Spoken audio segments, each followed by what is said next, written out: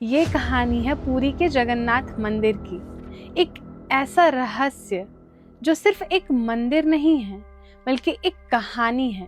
तो आज हम जानेंगे उस मंदिर की कहानी जहां भगवान लकड़ी के हैं लेकिन आस्था पत्थर से भी ज्यादा मजबूत। क्या आपने कभी सोचा है कि क्यों इस मंदिर का ध्वज हमेशा हवा के विपरीत दिशा में उड़ता है? यहाँ तक कि प्रसिद्ध किताब भविष्यमालिका में भी इस मंदिर को लेकर कलयुग की कई सारी भविष्यवाणियां की गई हैं और सारी सच भी हुई हैं। इनमें से सबसे ज्यादा प्रसिद्ध है कोविड-19 कोरोना वायरस। इस किताब में लिखा गया था कि एक भयानक महामारी आएगी, सारे लोग घर में कैद हो जाएंगे और ये पूरी तरह सच भी हुआ। ये सिर्फ एक घटना नहीं है, इस तरीके की और भी कई सारी घटनाएं हैं और सारी की सारी आपको चौंका देंगी। इस मंदिर के अंदर ऐसी और भी कई सारे रहस्य हैं जो आपको चौंका देंगे। इनमें सबसे बड़ा रहस्य है ब्रह्म पदार्थ यानी श्री कृष्ण का दिल। माना जाता है कि आज भी इस मंदिर में श्री कृष्ण का दिल मौजूद है और उसे हर 12 से 19 साल में बदला जाता है। पुरानी मूर्ति से निकालकर नई मूर्ति में डाला जाता है। अगर कोई भी व्यक्ति श्री कृष्ण का दिल देख लेता है तो उसकी मौत हो जाती है और इस तरीके की कई घटनाएं हमारे सामने आती हैं। पिछले 800 सालों से हर रोज मंदिर का ध्वज बदला जाता है और कहा जाता है कि अगर एक भी दिन मंदिर का ध्वज नहीं बदला गया तो मंदिर को पूरे 18 सालों के लिए बंद करना पड़ेगा। इस मंदिर के मुख्य द्वार में 22 सीढ़ियां हैं जिन्हें पार करना होता है, लेकिन तीसरी सीढ़ी पर पांव रखना सख्त मना है। लेकिन आखिर ऐसा क्यों और ऐसा करने से होगा क्या? इसके पीछे भी एक रहस्यमयी कहानी है। माना जाता है जब भगवान श्री जगन्नाथ के मंदिर की स्थापना हुई तो लोग केवल भगवान के दर्शन मात्र से ही पाप मुक्त होने लगे, लोगों को मोक्ष की प्राप्ति होने लगी। इस बात से चिंतित होकर स्वयं यमराज पहुंचे भगवान के पास और उन्होंने बोला, भगवान आपने मोक्ष का मार्ग इतना सरल कर दिया कि लोग अब यमलोक आ ही नहीं रहे। तो भगवान ने यमराज जी से बोला कि आप यहाँ के मुख्य द्वार की तीसरी सीढ़ी पर विराजमान हो जाएं, जिसे यमशिला के नाम से जाना जाएगा, और जो कोई भी व्यक्ति मेरे दर्शन करने के बाद उस शिला पे पैर रखेगा उसके सारे पुण्य नष्ट हो जाएंगे और उसे यमलोक जाना पड़ेगा। ऐसे ही और भी न जाने कितने चौंकाने वाले रहस्य हैं। ये एक ऐसा मंदिर है जहाँ धर्म, विज्ञान, वास्तु और चमत्कार एक साथ खड़े हैं, जहाँ श्रद्धा सिर्फ पूजा नहीं बल्कि रहस्यों से सामना करने की तैयारी। बहुत समय पहले महाभारत के काल में एक महान राजा थे, इंद्रदुम्न। वो भगवान विष्णु के बहुत बड़े भक्त थे। उन्हें पता चलता है कि उड़ीसा के जंगलों में एक रहस्यमयी भगवान नील माधव की पूजा की जाती है, जिसे कोई आम इंसान नहीं देख सकता था। ये कोई और नहीं बल्कि श्री कृष्ण का दिल था। लेकिन अब सवाल ये उठता है कि श्री कृष्ण का दिल उड़ीसा पहुंचा कैसे? तो चलिए जानते हैं इस रहस्यमयी और रोचक घटना को जो आपको आश्चर्य से भर देगी। ये बात है महाभारत के काल की। चारों ओर लाश ही लाश बिछी थी। महाभारत के युद्ध में कौरव हारे थे और पांडव विजयी हुए थे, और इसी कारण कौरवों की माता गांधारी ने श्री कृष्ण को श्राप दिया कि जिस तरह मेरा वंश खत्म हो गया उसी प्रकार तुम्हारे भी वंश का नाश हो जाएगा। और इस श्राप के 36 साल बाद जब श्री कृष्ण एक दिन जंगल में विश्राम कर रहे थे तो एक शिकारी ने उन्हें हिरण समझकर उन पर तीर चला दिया, और जैसे ही तीर श्री कृष्ण के पांव में लगा उन्होंने इस लोक को त्याग दिया और मृत्यु को स्वीकार किया। माना जाता है जैसे ही श्री कृष्ण की मृत्यु हुई द्वारिका पानी में समा गई और उनका सारा वंश समाप्त हो गया। माना जाता है जब शिकारी ने गलती से श्री कृष्ण को मारा तो उसे बहुत पछतावा हुआ। उसने श्री कृष्ण से माफी मांगी, लेकिन कृष्ण उसे समझाते हैं कि ये उनके ही कर्मों का फल है। कृष्ण उसे समझाते हैं कि वो पिछले जन्म में वानर राज बाली था और उन्होंने राम अवतार में उसे छल से मारा था और इसी कारण वो इस जन्म में उनके मृत्यु का कारण है। माना जाता है जब श्री कृष्ण के मृत्यु की खबर पांडवों को लगी तो उन्होंने उनका अंतिम संस्कार पूरे रीति रिवाज से किया।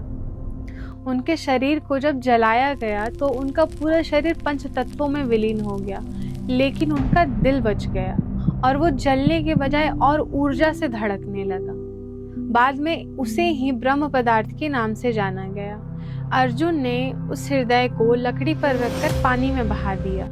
काफी समय तक पानी में बहने के बाद वो हृदय पहुंचता है पुरी के समुद्र तट पर, जहां उस समय सबरा जनजाति रहा करती थी और उस जनजाति के मुखिया थे विश्ववसु। जब उन्होंने उसे देखा तो वो उसकी ऊर्जा और दिव्य प्रकाश से काफी ज्यादा आकर्षित होते हैं। वो तुरंत समझ गए कि ये भगवान का ही रूप है और उसके बाद वो उसे नील माधव के रूप में पूजने लगे। उस समय मालवा में राजा इंद्रदमन राज किया करते थे। वो भगवान विष्णु के बहुत बड़े भक्त थे। जब उन्हें नील माधव के बारे में पता चला तो उन्होंने उसे देखने की इच्छा प्रकट की और उसे ढूंढने लगे और आगे चलकर यही जगन्नाथ मंदिर के निर्माण की आधारशिला बनी। जैसा कि मैंने बताया, इंद्रदुम्न जो था वो भगवान विष्णु का परम भक्त था। उसने काफी लंबी तपस्या की। उसके बाद भगवान विष्णु स्वयं एक रात उसके सपने में आते हैं और कहते हैं, तुम मेरे दिव्य मूर्ति नील माधव को ढूंढो और उसके लिए एक भव्य मंदिर का निर्माण करो। भगवान विष्णु उसे ये भी बताते हैं कि वो मूर्ति उन्हें नीलांचल पर्वत पर मिलेगी। इसके बाद ही इंद्रदुम्न ने अपने भाई विद्यापति को आदेश दिया कि वो नीलांचल पर्वत पर जाकर उस नील माधव को ढूंढे। जब विद्यापति वहां पहुंचा तो उसने नीलांचल के अलग अलग हिस्सों में कई दिनों तक नील माधव को ढूंढा। तब विद्यापति को ये पता चला कि वो नील माधव की मूर्ति वहां की आदिवासी जनजाति के मुखिया विश्ववसु के पास है, जिसकी पूजा वो गुप्त रूप से किया करते हैं और उसे एक गुफा में छुपा कर रखा हुआ है। जब विद्यापति ने विश्ववसु से उसे देखने की इच्छा प्रकट की तो विश्ववसु ने मना कर दिया।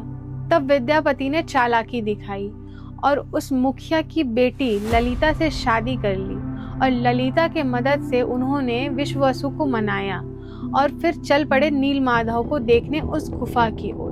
जब उन्होंने उस मूर्ति को देखा तो वो उसकी ऊर्जा से काफी ज्यादा प्रभावित हो जाते हैं। उन्होंने तुरंत ये बात अपने राजा इंद्रदुम्न को बताई। जब इंद्रदुम्न वहां पहुंचता है तो उसके पहुंचने से पहले ही विश्ववसु ने वो मूर्ति वहां से हटा दी थी। राजा ये देखकर काफी ज्यादा निराश होता है और वापस मालवा लौट आता है। इसके बाद भगवान विष्णु फिर से उसके सपने में आते हैं और उसे बताते हैं कि समुद्र तट पर एक बड़ा सा नीम का पेड़ बहकर आएगा और तुम उसी से मेरी मूर्ति बनवाना। वो पेड़ काफी ज्यादा बड़ा था, उसे उठाना बहुत मुश्किल था, लेकिन जैसे तैसे करके उसे महल तक लाया गया। लेकिन सवाल ये था कि उस पेड़ से भगवान की मूर्ति बनाएगा कौन। बहुत से कारीगरों ने इससे भगवान की मूर्ति बनाने की कोशिश की, लेकिन वो नाकामयाब रहे। उन्होंने बोला कि ये लकड़ी इतनी ज्यादा मजबूत है कि उनके छेनी हथौड़े काम ही नहीं आ रहे। इस बात से राजा बहुत परेशान हो जाता है और तभी भगवान विश्वकर्मा स्वयं आते हैं एक बूढ़े के रूप में और बोलते हैं कि मैं इससे भगवान की मूर्ति 21 दिनों में बना कर दूंगा। ये सुनकर राजा खुश हो जाता है, लेकिन उसकी एक शर्त थी कि जब तक वो भगवान की मूर्ति बनाएगा तब तक ना तो कोई दरवाजा खोलेगा और ना कोई अंदर आएगा। राजा ने उसकी शर्त स्वीकार की और मूर्ति बनाने का कार्य आरंभ हो गया। कक्ष के अंदर से छेनी हथौड़े की आवाज आने लगी, लेकिन 15 दिनों के बाद छेनी हथौड़े की आवाज आना बंद हो गया। इससे चिंतित होकर राजा की रानी गुंडीचा काफी ज्यादा परेशान हो गई और वो राजा से बोलती हैं कि हमें दरवाजा खोल देना चाहिए। मुझे लगता है कि वो वृद्ध व्यक्ति भूख और प्यास से कहीं मर तो नहीं गया। पहले तो राजा ने मना किया, लेकिन जिज्ञासा ने खेल बिगाड़ दिया और दरवाजा खुलवाया गया। जब दरवाजा खुला तो सारे लोग हैरान रह गए। जो वृद्ध व्यक्ति था वो गायब हो चुका था और मूर्तियां अधूरी थीं। राजा को ये देखकर काफी दुख हुआ, क्योंकि उनके शर्त तोड़ने की वजह से ये मूर्तियां अधूरी रह गईं। लेकिन उसी समय मूर्ति से आवाज आई कि भगवान श्री कृष्ण का दिल उस मूर्ति के अंदर है और फिर राजा उन्हीं मूर्तियों को स्थापित करवाता है। जिसे आज भगवान जगन्नाथ के रूप में पूजा जाता है। समय बदला, राजा बदले, लेकिन भगवान की महिमा नहीं बदली। 12वीं सदी में गंग वंश के शासक अनंत वर्मन ने इस मंदिर का निर्माण कार्य आरंभ करवाया। 1135 से आरंभ हुआ काम 1150 तक खत्म हुआ। 130 फीट ऊंचा शिखर, 4 मुख्य बड़े द्वार। ये मंदिर कोई आम मंदिर नहीं, बल्कि 4 धामों में से एक बना। ये मूर्तियां अधूरी थीं। जगन्नाथ जी के हाथ पैर नहीं थे, बलराम विशाल नेत्रों के साथ और सुभद्रा सबसे अलग रूप में। आखिर ऐसा क्यों? क्योंकि ये मूर्तियां आदिवासी परंपरा और वैदिक संस्कृति का संगम है। यहाँ भगवान राजा नहीं, जनता के अपने हैं, हर जाति हर वर्ग के। इसलिए ये मंदिर सबसे अलग है। अब आता है इस मंदिर का सबसे डरावना रहस्य, नवकलेबर। हर 12 से 19 साल में भगवान का शरीर बदला जाता है। पुरानी मूर्तियों को दफना दिया जाता है। उसमें होता है ब्रह्म पदार्थ। उसे पुरानी मूर्ति से निकालकर नई मूर्ति में डाला जाता है और ये करने वाले सेवक पूरी रात मौन रखते हैं, आंखों पर पट्टी बांधते हैं और हाथों में मोटे दस्ताने पहनते हैं। आज तक किसी को नहीं पता कि ये कैसा दिखता है। बस इतना पता है कि जो कोई भी इसे देखता है वो जिंदा नहीं बचता। साल में एक बार भगवान श्री जगन्नाथ अपने मंदिर से बाहर आते हैं। तब राजा भी झाड़ू लगाता है और भक्त रस्सी खींचते हैं। रथ यात्रा सिर्फ एक उत्सव नहीं है, ये घोषणा है कि भगवान गर्भगृह में कैद नहीं है। इस मंदिर में आज भी केवल हिंदुओं को प्रवेश दिया जाता है। महात्मा गांधी, डॉक्टर भीमराव अंबेडकर, रविंद्रनाथ टैगोर और वर्तमान राष्ट्रपति द्रौपदी मुर्मू सबको बाहर से ही प्रणाम करना पड़ा। कठोर नियम, लेकिन सदियों पुराने।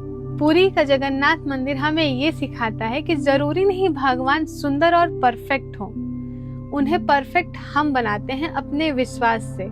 यहाँ भगवान लकड़ी के हैं, लेकिन आस्था अमर है। अगर आपको ये वीडियो पसंद आई हो तो वीडियो को लाइक करें और चैनल को सब्सक्राइब करें और कमेंट में लिखें जय जगन्नाथ।